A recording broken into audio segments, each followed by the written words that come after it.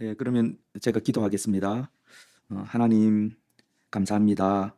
저희가 어, 마르다가 되지 않고 마리아처럼 그렇게 되기를 원합니다. 주님의 발밑에 앉아서 주님께 배우기를 좋아하고 주님의 말씀을 듣기를 즐겨하는 저희가 되게 하여 주시옵소서. 일상의 분주함이 저희에게 마리아와 같은 그런 어려움을 주지만 저희가 그것을 극복하고 마리아처럼 하나님의 말씀을 청종하는 하나님의 자녀가 될 수 있도록 저희를 인도하여 주시기를 원하옵나이다. 오늘 하나님께서 친히 이 자리에 임재하여 주셔서 저희를 가르쳐 주시옵소서. 저희가 듣고 배우겠나이다. 예수님의 이름으로 기도합니다. 아멘. 예수께서 다시 바닷가에 나가심에 큰 무리가 나왔거늘 예수께서 그들을 가르치시니라. 예수님이 참 매력적이셨던 분인 것 같아요. 여기 보면 가르쳤다고 되어 있지 않습니까? 뭐 병자들 고쳐주시는 일만 하신 게 아니죠. 주님께서는 당신이 전도하러 왔다고 지난번 말씀에서 분명히 말씀하셨습니다.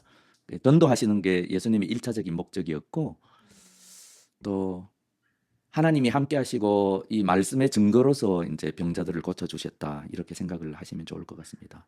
아무튼 예수님이 이제 갈릴리에서 사역을 하고 계신데 점점 더 이제 많은 사람들이 계속해서 예수님 주변에 모이는 것을 알 수 있습니다.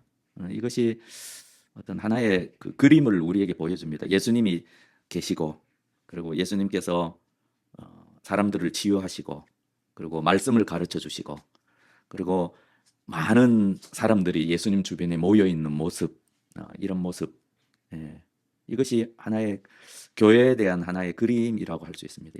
처음 복음서를 이렇게 읽는 독자들에게는 이것이 굉장히 좀 중요한 메시지였다고 생각합니다. 이 교회란 게 무엇인가 이렇게 생각해 보면 결국 주님께서 친히 임재하시고 주님께서 우리 형제자매들 그 지체들을 치유하시고 그리고 주님의 말씀으로 계속 그 회중을 인도하고 계시는 것 그것이 교회라는 생각을 하게 됩니다. 우리가 산상수훈을 봐도 그렇지 않습니까? 주님께서 산에 올라가 앉으셨습니다. 그러니까 제자들이 나와왔습니다. 제자들뿐만 아니라 그 제자들 주변에는 무리들이 모여 있습니다. 그래서 입을 열어서 가르치십니다. 그래서 예수님의 제자들과 그 무리들이 예수님의 말씀을 듣고 있는 모습, 신학자들은 그 산상수훈 마태복음 5장부터 7장까지 전체를 교회의 모형이다 이렇게 말하고 있습니다. 오늘 이 말씀도 마찬가지라고 생각합니다.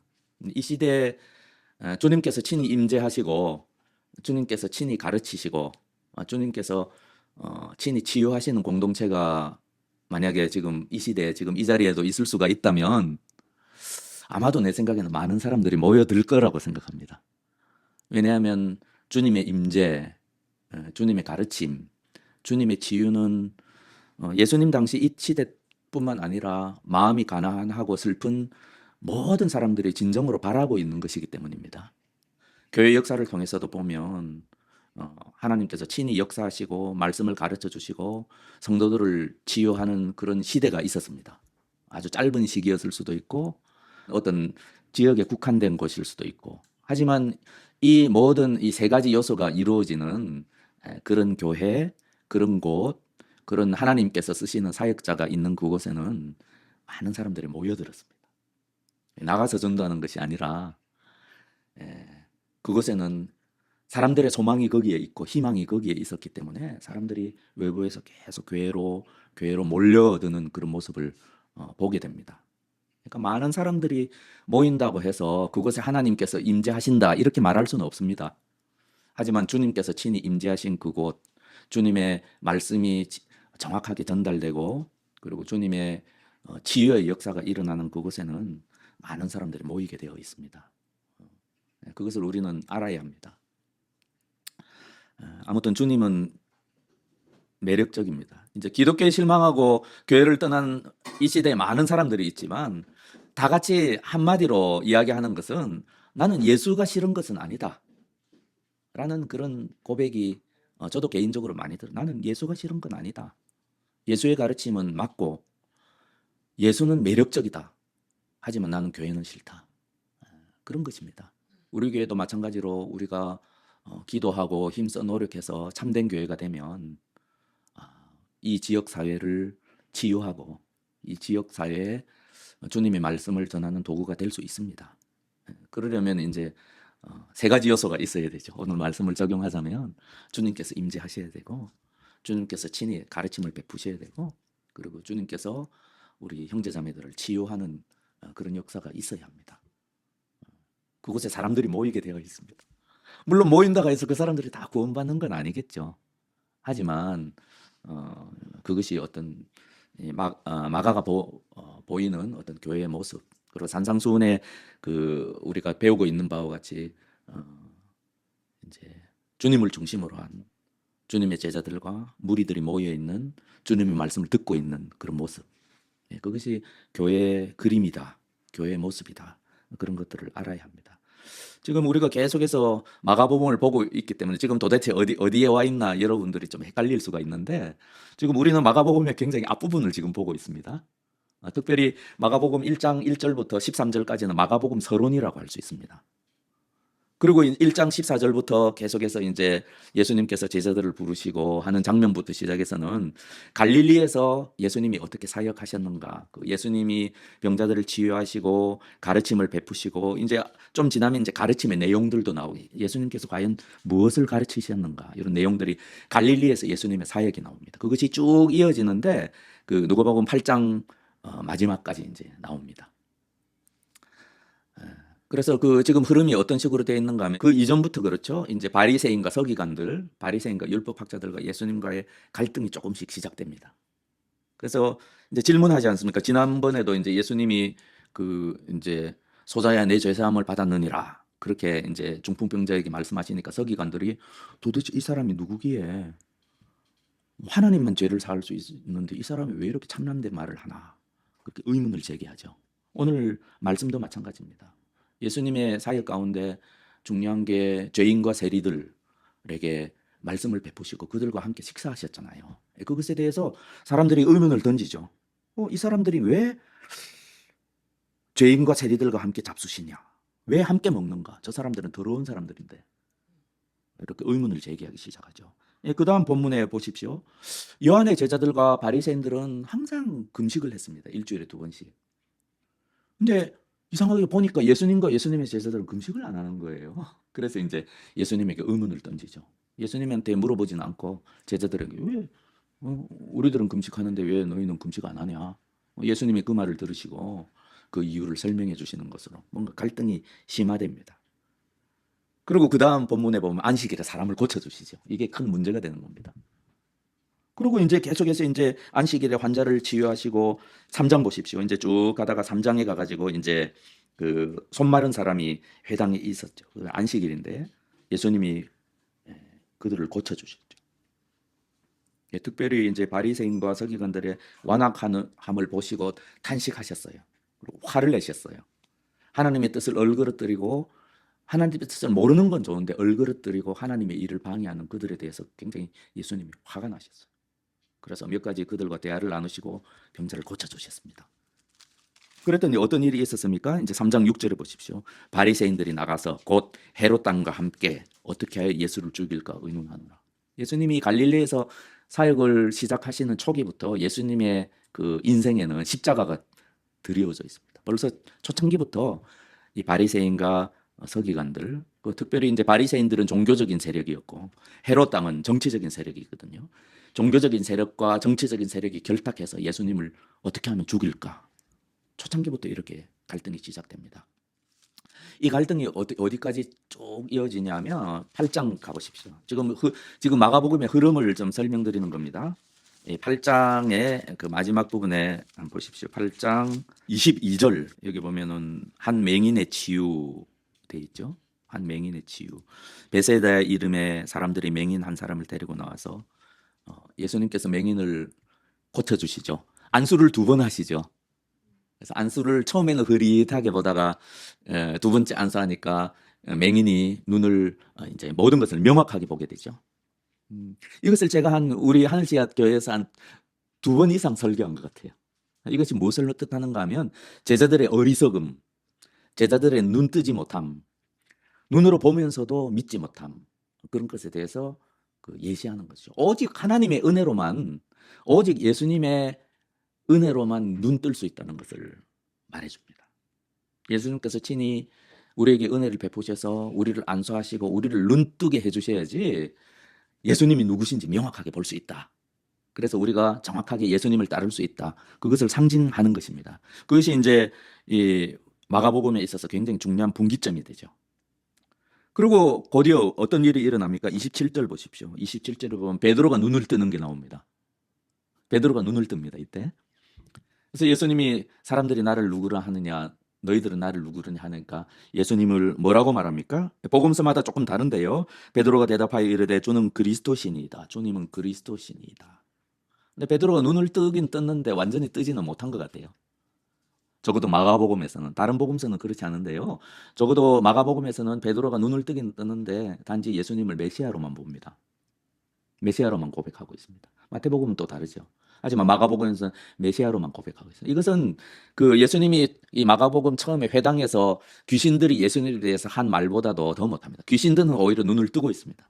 예수님이 누군지 명확하게 보고 있습니다. 하지만 베드로는 눈을 뜨긴 떴는데, 하나님의 은혜로 눈을 뜨긴 떴는데 한 절반만 떴다고 볼 수 있습니다. 이토록 예수님께서 제자들을 데리고 다니면서 은혜를 베푸시고 보여주시고 가르쳐주시고 계속 그 과정을 통해서 제자들이 눈을 점점 뜨는 것. 그래서 이 전반부의 이 굉장히 중요한 교훈은 오직 하나님의 은혜로만 우리가 눈을 뜰 수 있다는 것을 가르치고 있습니다. 하나님의 은혜와 성령님의 역사로만 우리가 눈을 뜰 수 있습니다. 예수님이 누구신지 명확하게 볼 수가 있고 그분을 명확하게 따를 수가 있습니다. 예수님을 따른다는 것은 단지 우리가 예수님을 믿고 고백하고 그런 것을 의미하는 것은 아닙니다. 여기 보면 마가복음에서 계속해서 따름이라는 단어가 나오거든요. 이 따름이라는 헬라어 단어는 굉장히 강한 단어입니다. 그래서 예수님이 그 제자들을 4명의 제자들을 처음에 부르셨을 때 예수님은 모든 것을 버리고 예수님을 쫓았잖아요. 그 정도로 강한 단어입니다. 오늘 본문에도 보면은 예수님을 따르잖아요. 누구가 따릅니까? 레위가 예수님을 따르죠. 그래서 지나가시다가 알페의 아들 레위가 세간에 앉아 있는 것을 보시고 그에게 이르시되 나를 따르라 하시니 일어나 따르니라. 이 따름입니다. 예수를 따름, 예수님을 따름. 이것은 많은 것을 의미합니다. 적어도 마가복음에서는. 레위가 예수님을 따르고 또 어떻습니까? 그 세리와 죄인들이 예수와 그의 제자들과 함께 앉았습니다. 그리고 함께 먹고 마시고 있습니다. 이는 그러한 사람들이 많이 있어서 예수를 따름이더라. 이제 레위뿐만 아니라 세리들, 이 레위의 친구들이었겠죠. 그리고 그 밖에 많은 죄인들이 예수님을 따릅니다. 이것이 이제 지금 마가복음의 지금 흐름이죠. 예수님을 따름. 그다음에 바리새인과 서기관들과의 예수님과의 갈등. 그리고 아예 갈릴리 사역 초기부터 바리새인은 헤롯 왕과 손잡고 예수님을 죽이기로 그렇게 작정한 상태입니다. 네, 그런 흐름이 계속 있는 것이죠. 여기 알페오의 아들 레이라고 기록된 이 마가복음의 전승과 마태복음의 전승은 조금 다릅니다. 이 마태복음에는 누구라고 되어 있습니까? 마태복음 9장에 보면 똑같은 사건에 대한 기록이 나오는데 거기에 보면 마태라고 되어 있습니다. 당시의 사람들은 지금도 예루살렘 주변에 그 유대인들의 공동 무덤이 있는데 그 유대인의 공동 무덤에 대한 그 비석들이 있는데 그 비석들이 많이 발굴이 되어 있습니다. 거기 보면 당시의 사람들은 여러 가지 의미로 처음에 태어나고 부모가 붙여준 이름부터 시작해서 친구들이 불러주는 이름 뭐 이런 식으로 어떤 이름에 큰 의미를 부여하고 별명이 한 서너 가지 이상 되었던 최소한 알 수 있습니다. 그래서 이 레위라는 이름을 가진 이 세리는 마태라는 것을 알 수 있고 이 초대교회의 초창기 문서들을 통해서 이 마태복음의 저자가 이 사람이다라고 그렇게 전승이 내려오고 있습니다. 그런 기록들이 있습니다. 그래서 오늘날 우리는 이 사람이 마태복음의 저자이구나 이렇게 생각하는 것입니다. 그래서 많은 학자들이 그렇게 이야기하는 것이고, 그래서 이제 마태복음의 저자가 마태복음의 이 마태다. 그다음에 그것이 이제 마가복음에서는 레위라는 이름을 가진 사람이다. 라는 것을 여러분이 아시면 좋겠습니다. 당시에 세리에 대해서는 여러분이 잘 알고 있습니다. 그 로마 시대 예수님 당시에 세리는 한 세 종류의 세리가 있었습니다. 그 참고로 그냥 알고 계십시오. 어떤 세리가 있었는가 하면 당시에 로마가 제국을 통치하는 데 있어서 우리가 국가라는 것은 세금을 걷는 게 굉장히 중요하지 않습니까? 지금 오늘날 그 이제 세무공무원과는 좀 다릅니다. 그래서 로마 제국이 그 세금을 거둘 수 있는 권리를 팔았습니다. 그래서 어떤 지방 유지나 어떤 사람이 있을 때 그 사람이 원하면 뭐 입찰을 하든 어떻게든 이제 로마 제국이 세금을 거둘 수 있는 권리를 나한테 주겠다라고 그렇게 허락했습니다. 가장 입찰가가 높은 사람한테 당연히 좋겠죠. 그래서 어떤 로마 제국의 어떤 세금을 거둘 수 있는 권리를 얻어가지고 사람들에게 세금을 걷는 일을 하는 사람들이 있어. 그런 사람들이 얼마나 로마의 속국이었던 이 이스라엘 사람들에게는 얼마나 꼴 사나운 사람들이었겠습니까? 그런 사람들이 있었고 또 두 번째로 어떤 사람이 있었는가 하면 이렇게 로마 제국에서 권리를 허락할 뿐만 아니라 그 많은 세금 거두는 사람들을 관리하는 역할을 하던 사람들이 있었습니다. 그 사람들도 세리였는데 특별히 삭개오 누가복음 19장가에 나오는 삭개오 예수님께서 불러주시고 구원받은 그 삭개오를 세리장이라고 그렇게 표현하고 있지 않습니까? 그래서 세리들을 이제 관리 감독하는 그런 세리도 있었습니다. 세리장 삭개오 같은 사람이죠. 그리고 이제 마테나 레위와 같은 이런 세리들도 있었는데 이 사람들은 외국과의 교역이 이루어지는 세관이나 아니면 세금을 거두는 어떤 특별한 장소에 앉아서 세금을 거두던 관리들이 있었습니다. 이 사람들도 세리였는데 이제 마태의 경우에는 이제 그런 세 번째에 해당하는 세리. 그러니까 세리가 이런 사람들을 뜻다. 그 당시에 이렇게 보면 로마 제국의 일반적인 로마 시민들도 세리들을 싫어했습니다. 우리나라도 좀 세금 거두는 사람들을 좀 별로 좋아하진 않잖아요. 미국 같은 경우는 굉장히 더하고 그 당시에도 그랬던 모양이에요. 세금 거두는 사람 누가 좋았겠습니까? 그리고 당시에는 법 체계가 지금과 달라서 이렇게 했습니다. 로마 제국이 이제 세금을 세리들한테 이번 해에는 얼마만큼 세금을 내라라고 할당해 줍니다. 제국이. 그러면 이제 세리들은 그 할당량을 채워야 되는 겁니다. 채워서 제국에 내고 나머지는 자기가 가져가는 거예요. 그러니까 얼마나 이 욕심이 발동할 수 있는 그런 우리나라 세무공무원들도 옛날엔 지금은 전혀 그렇지 않지만 굉장히 부패했잖아요. 당시에도 아마 그랬던 거예요. 그러니까 막 일반적인 로마 제국 하에 사는 사람들은 세리라면 막 싫어했습니다. 뭐 대부분 이제 돈 많은 부자들이었겠죠. 싫어했습니다. 근데 특별한 의미가 있습니다. 이제 로마의 속국이었기 때문에 로마의 앞잡이 역할을 했던 그 세리들을 이스라엘 사람들이 싫어한 것도 있고 특별히 종교적인 이유로 싫어했습니다. 왜냐하면 세금 거두던 일을 하다 보니까 뭐 외국과의 교역이라든지 이런 것 관련해서 세금 거둘 일도 많으니까 이방인들이나 소위 이제 바리새인들이 생각할 때 그냥 종교적으로 더러운 사람들, 정결치 못한 사람들과 많은 접촉을 하게 되잖아요. 그 사람들과 식사할 일도 많이 생기고 그러니까 이제 세리들은 종교적으로도 굉장히 더러운 사람을 취급하고 그래서 이제 죄인의 대명사가 된 겁니다. 그런 정황에서 생각하면 왜 선지자라고 알려진 저 예수라는 작자가 랍비라고 알려진 저 예수라는 작자가 이 세리들과 함께 식사를 하느냐? 그것이 굉장히 문제가 되는 것은 왜 종교적으로 더러운 일을 하지? 왜 정결치 못한 일을 하지? 왜 더러운 사람들과 당시에 유대인들은 정결치 못한 사람들과 식사만 해도 자기가 더러워진다고 생각했거든요. 그래서 그게 이제 베드로가 고넬료 집에 들어가서 함께 식사하고 설교하고 안수하는 게 문제가 됐잖아요. 당시에 유대인들에게는. 왜냐하면 고넬료는 이방인이니까. 이방인들과 식사하는 것 자체가 종교적인 열심을 가진 사람들한테는 문제가 된 겁니다. 예. 그런 배경을 알아야지 이 말씀을 더 잘 이해할 수 있죠. 근데 예수님은 어떻게 하셨습니까? 세리와 죄인들과 함께 식사했죠. 계속해서 식사를 했습니다. 당시에 종교적인 열심을 가진 사람들에게 보기에는 너무나 이해가 안 되는 행동이죠. 그래서 예수님을 더러운 세리와 죄인들과 같은 더러운 사람으로 취급을 하게 된 것이죠. 예수님이 거기에 대해서 일종의 변명을 하는 내용이죠. 오늘. 그러면 왜 예수님이 이렇게 하시는가? 이것이 교회에 굉장히 중요해요. 우리가 죄인들을 어떻게 생각해야 하는가? 이 시대의 동성애자들을 우리가 어떻게 생각해야 되는가? 우리 개인의 문제가 아니라 교회가 동성애자들을 어떻게 취급해야 될 것인지. 이 시대의 죄인들 있지 않습니까? 보통 죄인들이라고 말해지는. 그런 거에 대해서 굉장히 그 예수님의 가르침 그리고 초대교회에서 그 과연 어떻게 해왔는지를 우리는 생각해야 됩니다. 예수님은 죄인들과 식사하셨습니다. 예수님은 죄인들과 식사하는 것이 당신이 더러워지는 것으로 생각하지 않으셨습니다. 오히려 예수님은 뭐라고 말씀하십니까? 예수님이 그들을 고치는 과정으로 이해했습니다. 이 죄인들이 나를 더럽게 만드는 것이 아니라 내가 이 죄인들을 깨끗하게 만드는 의원, 의사의 역할을 하는 것이라고, 나는 그렇게 하기 위해서 왔다. 그래서 이제 주님을 따르는 사람들을 나는 너희를 세상에 보낸다라고 그렇게 말씀하셨잖아요. 그러니까 분리되어 사는 것이 아니라 예수님이 주님을 따르는 자들에게 원하시는 것은 이 세상 속에서 함께 살면서 막 더러워지고 오히려 그들과 똑같아지고 오염되고 그런 걸 원하시는 것이 아니라 예수님이 하신 것처럼 그들 사이에 살면서 오히려 그들을 거룩하게 만들고 깨끗하게 만들고 오히려 영향을 주고, 우리가 이 복음서를 처음 읽던 독자들이 그런 걸 생각하지 않았겠습니까? 정결의 문제, 더러워지는 문제, 깨끗하게 문제는 예수님이 명확하게 말씀하셨어요. 건강한 자에게는 의사가 쓸데없고 병든 자에게라 쓸데있느니라.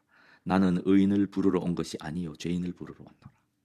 예수님께서 이 땅에 오신 목적, 그리고 예수님을 따른 자들이 이 땅에 남겨진 목적, 그리고 예수님을 따르는 자들이 모인 이 교회가 이 세상에 존재하는 목적, 너희는 세상의 소금과 빛이라.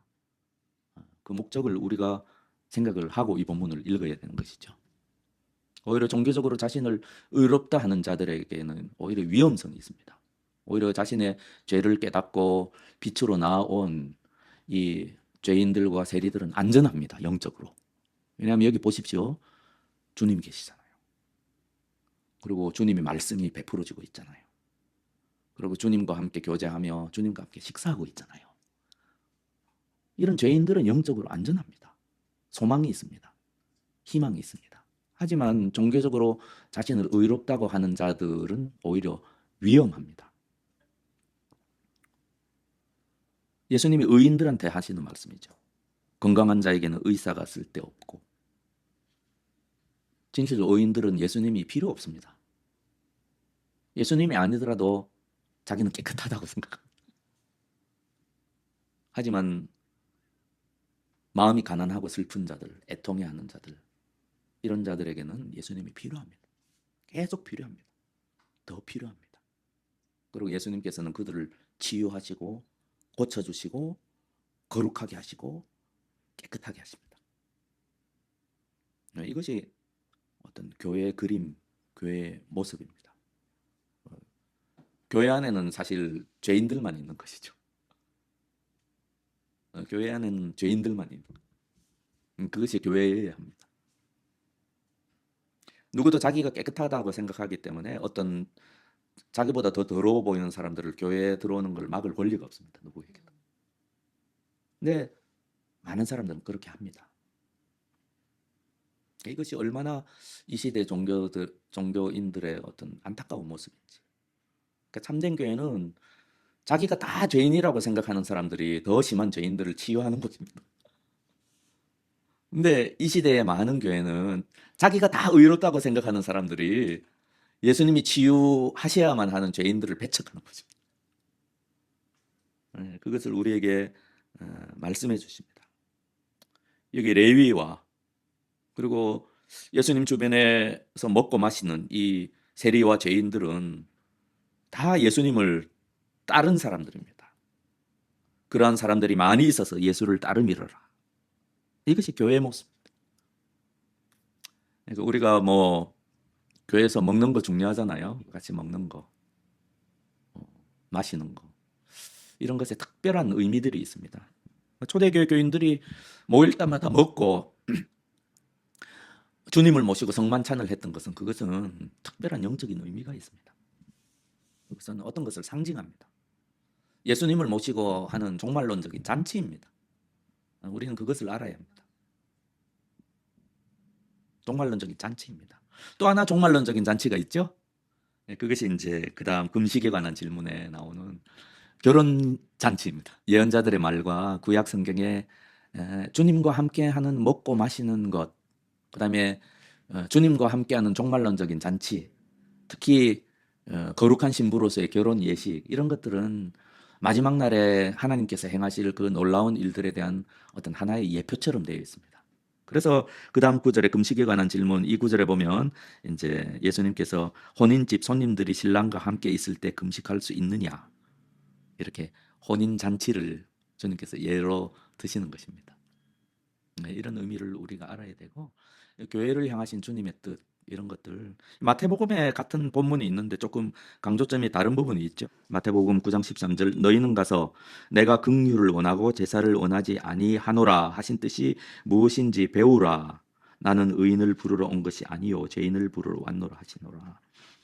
여기 내가 긍휼을 원하고 제사를 원하지 아니하노라, 이것이 덧붙여져 있죠. 마태복음에는 이것이 호세아서 6장 6절의 말씀입니다. 호세아서에서는 그 인애, 사랑과 비슷한 성경의 단어죠. 그러니까 이 긍휼은 불쌍히 여기고 사랑을 베품, 이런 뜻을 가진 단어입니다. 이런 것이 복음서에 많이 나오죠. 12장 7절을 한번 보시겠습니까? 마태복음 12장 7절입니다. 여기 보면 또 같은 뜻이 나오죠. 나는 자비를 원하고 제사를 원하지 아니하노라. 호세아 같은 본문이 나오고, 여기는 나는 자비를 원하고, 자비, 인애, 긍휼, 이것이 성경에 굉장히 비슷한 뜻입니다. 그래서 이렇게 저렇게 번역되어 있는데요. 그 예수님이 그 종교적인 어떤 제사, 형식적인 제사, 뭐 금식, 뭐 심지어는 헌금, 또 그리스도인의 헌신, 그런 것들을 원하는 것이 아니라 이 세상에 대해서 자비를 베풀고 인애를 베풀고 그리고 긍휼을 베푸는 그런 모습, 그것이 예수님이 그 일을 이루기 위해서 오셨고, 예수님을 따르는 자들도 그 일을 해야 된다. 그것이 이 세상의 죄인들을 향한 너희들의 자세가 되어야 한다. 그런 말씀을 여기서 하시는 것이죠. 형식적인 종교인들의 위험성, 이런 것이 자기 스스로를 주님의 은혜로부터 단절시킬 위험이 오히려 형식적인 종교인들한테 있습니다. 열심히 있는 종교인들. 오히려 여기서 보면 오히려 뭡니까? 여기 바리새인들과 서기관들이 오히려 이 예수님이, 지금 예수님이 계세요. 예수님이 이 자리에 계시다는 것은 굉장히 특별한 것입니다. 근데 오히려 바리새인과 서기관들은 그 예수님의 은혜로부터 자기 자신을 단절시키고 있잖아요. 예수님을 이해하지 못하고 예수님이 왜 저렇게 행동하는지 이해하지 못하고, 그들 예수님이 지금 오셨고 예수님께서 엄청난 놀라운 은혜를 베풀고 계시는데, 지금 바리새인들과 서기관들, 형식적인 종교인들, 열심히 있는 종교인들, 오히려 그 하나님의 그 베풀어 주시는 그 은혜로부터 자기 스스로를 격리시키고 단절시키고 있잖아요. 그럴 위험성이 종교인들한테 있는 겁니다, 실제로. 그래서 예수께서 그들에게 이르시되 건강한 자에게는, 네가 건강한 자냐? 너는 나의 도움이 필요 없는 자냐? 오히려 너는 왜 저 사람들을 멸시하느냐? 저들에게 베풀어지는 나의 은혜를 왜 너희는 막으려고 하느냐? 이렇게 말씀하시죠. 이 시대의 종교인들한테 하시는 주님의 말씀이라고 생각합니다. 누가복음에 보면 돌아온 탕자 비유에서도 그렇잖아요. 여기서 이제 돌아온 탕자는 죄인과 세리들, 우리와 같은 사람들을 의미하죠. 예수님께서 하나님의 자녀의 본래의 지위를 회복시키시고, 돌아온 아들의 그 더럽고 냄새나는 아들 깨끗이 씻기시고, 새 옷 입히시고, 이 반지를 끼워주시고, 온갖 집안에 있는 그 좋은 것들을 잡고 잔치를 베푸시죠. 그것에 대해서 이제 둘째 아들이 바리새인들을 의미하죠. 둘째 아들은 불평하지 않습니까? 오히려 하나님이 지금 현재 베풀어 주시는 은혜에 대해서 자기 자신을 스스로 격리시키는 거죠. 우리는 이것을 생각해야 됩니다. 교회가 무엇인지, 그리고 우리가 누구인지. 우리는 마태와 같은 사람입니다. 마태의 친구들. 그리고 자연스럽게 함께 식사하게 돼서 예수님의 은혜를 누리고 있는, 예수님의 임재의 은혜를 누리고 있는 이 죄인들, 그것이 우리들입니다. 그것을 생각해야 합니다. 이사야서 25장 6절부터 8절까지 한번 보시겠습니다. 굉장히 중요한, 예수님에 대한 중요한 예언이거든요. 종말론적인 잔치에 대한 이제 하나님의 말씀입니다. 이 일이 완전히 이루어지지 않았습니다. 예수님 주변에 둘러앉아서 잔치했던 이 세리와 죄인들은 이것을 미리 맛보았을 뿐입니다. 그리고 이 시대 우리들도 궁극적으로 실현될 이 예수님의 그 보여주시는 모습, 그리고 구약의 선지자들이 예언, 정말로 이것이 요한계시록에 보면 온전히 실현되는 모습을 우리가 보게 됩니다. 이 예언이 그 과정에 우리가 지금 있습니다. 하지만 우리가 이 종말론의 마지막 날에 이루어질 이 온전한 예언의 성취를 미리 바라보는 거, 그걸 믿는 것도 중요하지만 그걸 미리 맛보는 것도 굉장히 중요합니다. 미리 맛보아야 합니다. 그래서 대략 그날이 오면, 예수님이 다시 오시면, 그리고 하나님의 예언이 온전히 성취되는 그날에는 이런 일이 있겠구나라는 것을 우리가 적어도 짐작 정도는 할 수 있어야 합니다. 그것이 교회의 모습이 되어야 합니다. 그래서 우리가 지체들과 함께하는 그 식사, 그리고 예배, 이런 것들은 어떻게 보면 종말론적인 어떤 그 구원의, 온전한 구원의 어떤 예표라고 할 수 있습니다. 미리 맛보는 것이라고 할 수 있습니다. 가장 기본이 되는 예언이죠. 다 함께 한 목소리로 좀 읽어보도록 하겠습니다. 6절부터 8절까지. 만군의 여호와께서 이 산에서 만민을 위하여 기름진 것과 오래 저장하였던 포도주로 연회를 베푸시리니 곧 골수가 가득한 기름진 것과 오래 저장하였던 맑은 포도주로 하실 것이며, 또 이 산에서 모든 민족의 얼굴을 가린 가리개와 열방 위에 덮인 덮개를 제하시며 사망을 영원히 멸하실 것이라. 주 여호와께서 모든 얼굴에서 눈물을 씻기시며 자기 백성의 수치를 온 천하에서 제하시리라. 여호와께서 이같이 말씀하셨느니라. 계시록 7장 17절 한번 보도록 하겠습니다. 이와 비슷한 구절들이 많이 나옵니다. 자, 함께 한 목소리를 읽겠습니다. 이는 보좌 가운데 계신 어린 양이 그들의 목자가 되사, 시편 23편 생각하시면 되겠습니다. 시편 23편 계속 읽겠습니다. 생명수샘으로 인도하시고 하나님께서 그들의 눈에서 모든 눈물을 씻어주실 것임이라. 아멘.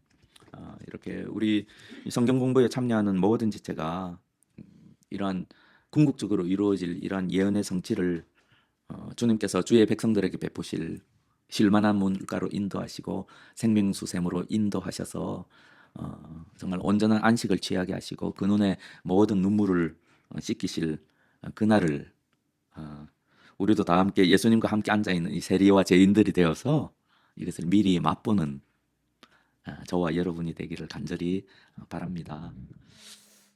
다 함께 기도하시겠습니다. 하나님 감사합니다. 모든 말씀은 우리에게 하나의 그림이 되고 이야기가 되어 저희를 온전한 구원으로 인도하시는 주님의 말씀이 됨을 압니다. 저희가 주님의 말씀을 믿을 뿐만 아니라 그것을 미리 체험하는 은혜를 저희에게 주시옵소서. 저희가 치유받은 자가 되지 아니하고 어떻게 자신 있게 주님의 복음을 전할 수 있겠습니까? 우리가 주님의 온전한 구원을 경험하는 자가 되지 아니하고 어떻게 주님만이 소망이시라 이렇게 세상에 대해서 이야기할 수가 있겠습니까? 저와 우리 지체들을 주님께서 치유하시고 온전케 하시고 회복케 하시고 깨끗케 하시고 주님의 백성답게 그렇게 만들어 주시기를 원하옵나이다. 주님의 말씀을 이 교회에 풍성히 하나님께서 내려주시고 주님의 구원의 역사를 주님께서 날마다 역사하여 주심으로 말미암아 이 교회가 주님께서 임재하시는 그러한 참된 교회가 되고 세상에 대한 소금과 빛이 되어 이 지역사회의 많은 죄인들을 구원하는 구원의 방주가 되도록 하나님께서 저희들을 축복하여 주시기를 원하옵나이다. 주님과 함께 둘러앉아 주님 먹고 마시는 마태를 생각합니다.